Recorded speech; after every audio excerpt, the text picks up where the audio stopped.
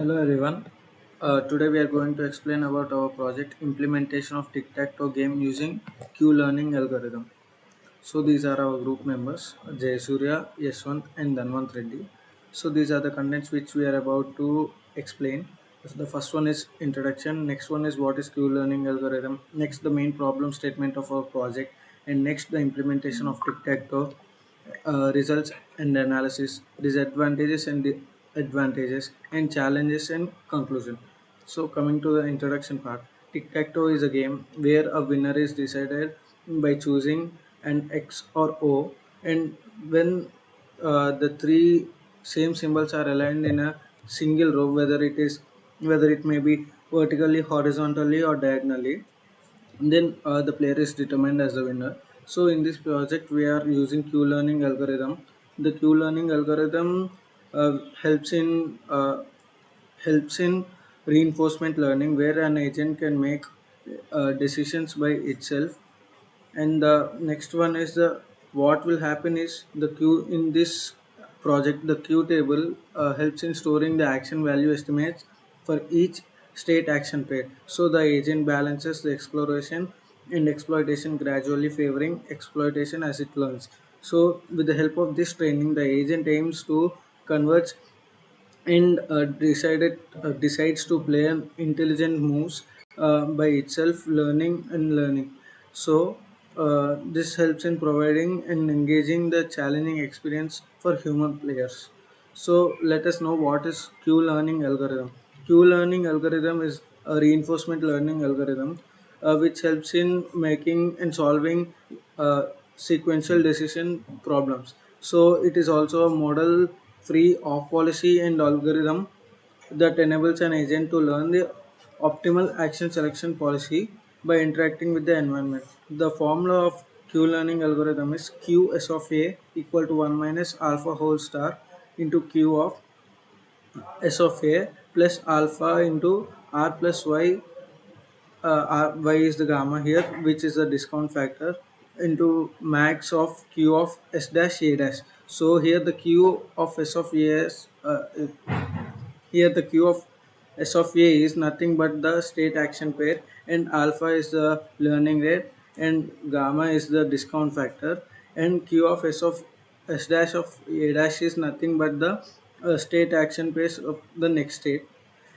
So let's discuss about the Q-learning algorithm. So the Q-learning algorithm is an iterative process where we'll be having an agent and we'll be taking various actions in the environment. So by doing the actions in the environment, we'll be observing the rewards and the next states which will be coming as output. Then we'll be updating the values which are known as Q values, which will be stored in a Q table accordingly. We'll be maintained in such a way that we'll be observing the rewards and next states and we'll be updating the Q values to that particular table. So this process continues. It continues up to the place where the agent converges to an optimal policy. So we'll be reaching an optimal policy, then we'll be stopping this whole process from the agent. So the steps for initializing these Q learning algorithm is we'll be first initializing the Q values for all state action pairs arbitrarily, which we are trying to do. Then we'll be initializing with some initial values, whether it can be 0 or some other process which we are trying to initialize from that. Then we'll be repeating the following steps until we'll be reaching the optimal policy. So first we'll be choosing an action based on the current state S, which we are using a policy. In our case, for implementing tic-tac-toe, we are using an epsilon greedy policy. Then we'll be taking that particular action A, observing the immediate reward R and the next state S dash. So by observing this reward and next state, we'll be updating the particular Q value using the Q learning update formula. Then we'll be setting the current state S to the next state S dash, and then we'll be repeating the termination condition until we'll be reaching the optimal policy. So this is the process where Q learning algorithm will be going in a particular way, where we'll be repeating all this in a recursive way. Then coming to the problem statement, the objective of this project is to develop an AI agent which is capable of playing the game called tic-tac-toe, that is mainly based on using reinforcement learning, where we are using a policy called epsilon greedy policy. Using the Q learning algorithm, we are trying to develop a project or an AI agent capable of playing this game optimally. So the agent should learn to make intelligent decisions in order to win or draw against human opponents.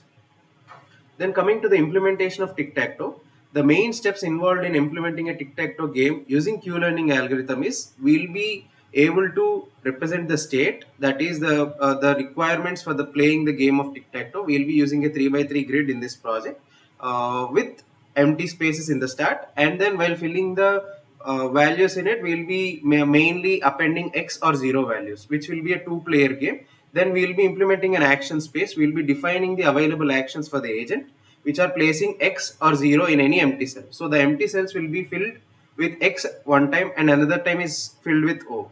So then the Q table initialization. So as we know, the table will be empty first. Then we'll be storing the action value estimates based on the filling these X or 0 values in the particular grid.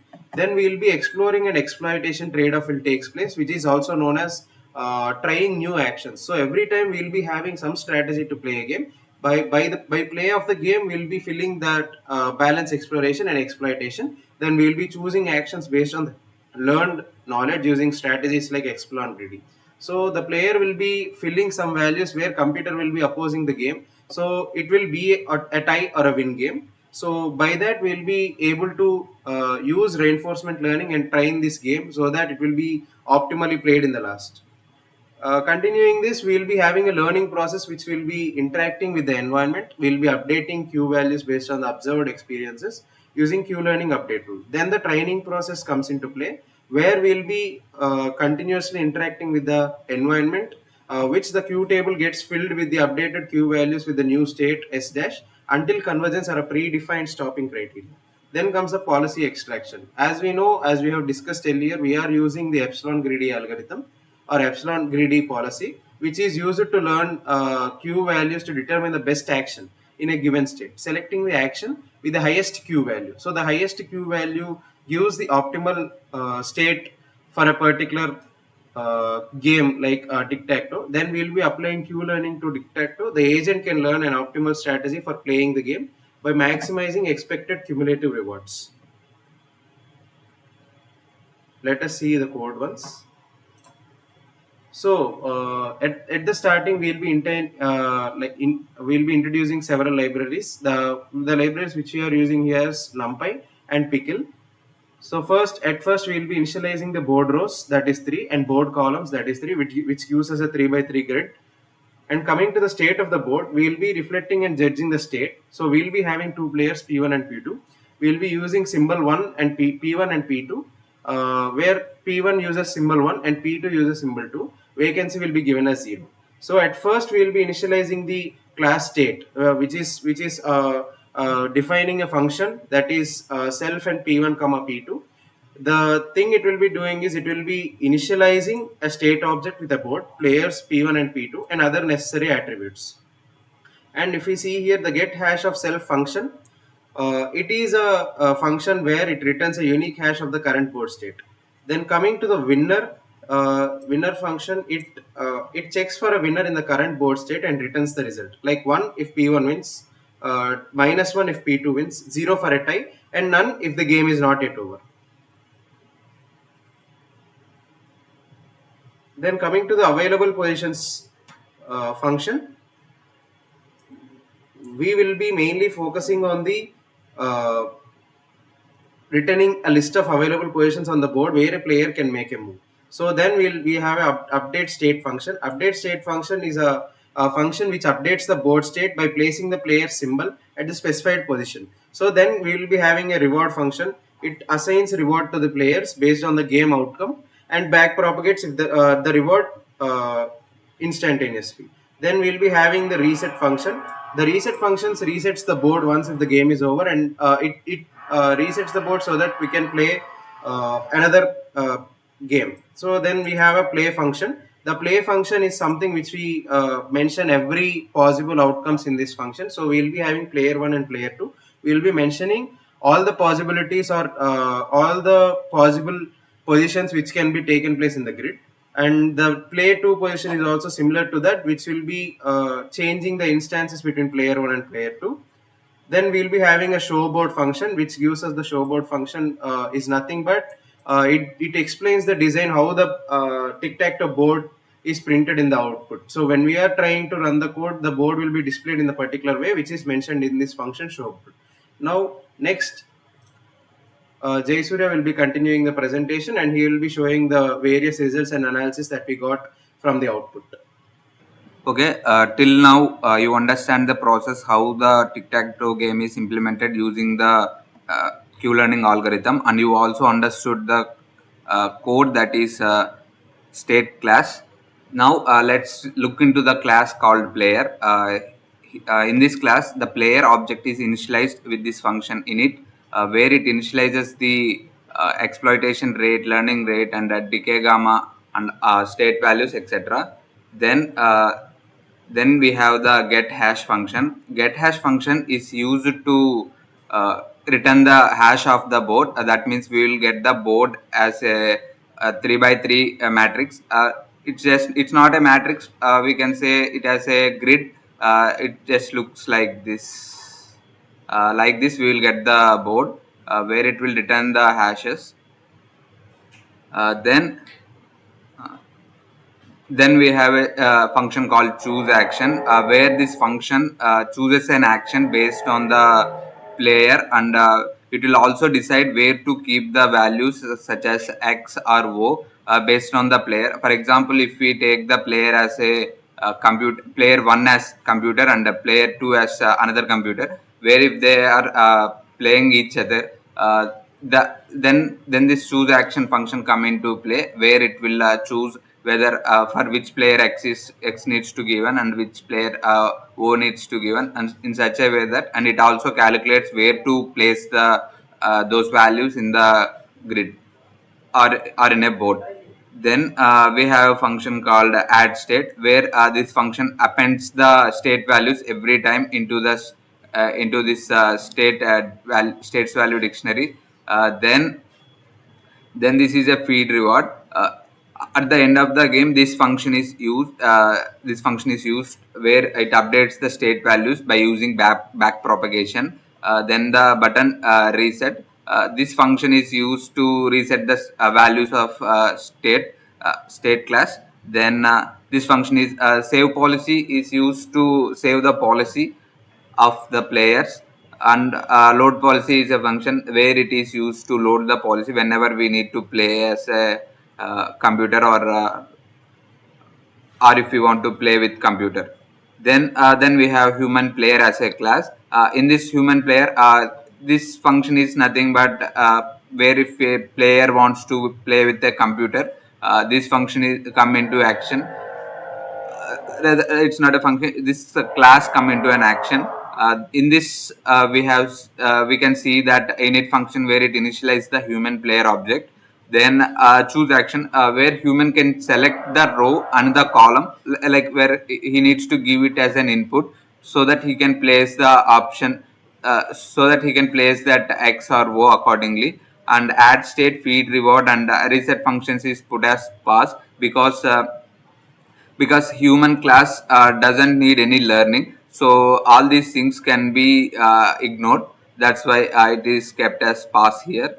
Then coming to the training part, here we initialized two players called player p1 and player p2, and we also created a state object, and we call the training, where this training happens with around 1 lakh times, where it will play with itself, and it will learn accordingly using q learning algorithm, and also uses epsilon greedy policy. And we are saving those two policies for player 1 and player 2. And here, for just an example, we are loading a player 1 policy, and we are initializing player 1 as computer and player 2 as a human player, and calling and asking them to play each other. So for example, the x value is, the computer put the x value in the 1 comma 1 row, 1 comma 1 index. Now if I put the row as 0 comma 0, so it will put the value o at the 0 comma 0th index, and the computer also placed its position. Now it's our turn to play, and if I play 0 1, And let's see if I and it's placed here at 0 comma 2 position. Computer placed its value. Now it's my turn. Now let me place it at 2 second row and 0th column. Okay, now um, okay, it's placed in first row and 0th column. Let me place. I think we'll get the result as type because there are no options left. One, two. So you can see it's a tie. Based on the choices we are playing, it will also play accordingly, and it will check all the possibilities with the help of Q learning algorithm. Then it will place the value. So we can play the game like this with the help of Q learning algorithm and reinforcement learning. And now let's talk about the results and analysis. Um, Here in results and analysis, we train the model around 1 lakh time, where it will play each with itself, so that it will learn accordingly. And based on the results, we got this as this is the game that we played with the computer, and we got a tie. Then we have advantages of Q-learning algorithm. Some of the advantages of Q-learning algorithm are model-free learning, off-policy learning, optimal policy convergence, generalization, handles continuous state and action spaces. It is very easily implemented algorithm, and it can be widely used, and it is a well-studied algorithm. Then we have disadvantages of Q-learning algorithm. Some of the disadvantages of Q-learning algorithm are slow convergence, curse of dimensionality, exploration, exploitation dilemma, hyperparameter sensitivity, knowledge representation, delayed rewards, need for initial exploration, and sample efficiency. And finally, conclusion. To conclude this project, in this project, the implementation of Tic-Tac-Toe using Q-learning algorithm is a fascinating example of how AI can be used to solve the simple games. While there are some limitations to this approach, the success of the AI player in learning to play the game at an expert level is impressive. This research opens up the new possibilities for using AI to solve more complex games and problems. It also highlights the importance of designing algorithms that can learn from their own experiences and adapt to the new situations. Thank you.